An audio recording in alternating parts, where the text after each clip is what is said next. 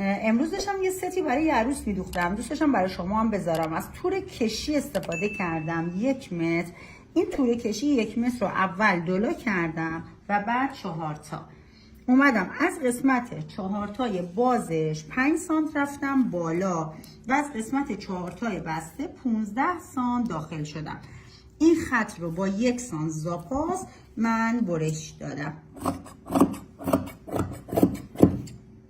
قسمت رو هم باید باز میکردم.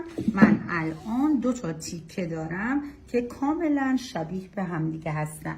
یه تیکه و این تیکه بعدی. این قسمت که در واقع لنگه شلوار میشه با خودش جدا دوخته میشه. این قسمت باقی مانده مثل فاق به هم دیگه وصل میشه. میشه از روش‌های دوخت مخفی هم استفاده کرد که خیلی کار تمیز در بیاد. پایان کارم بهتون نشون میدم.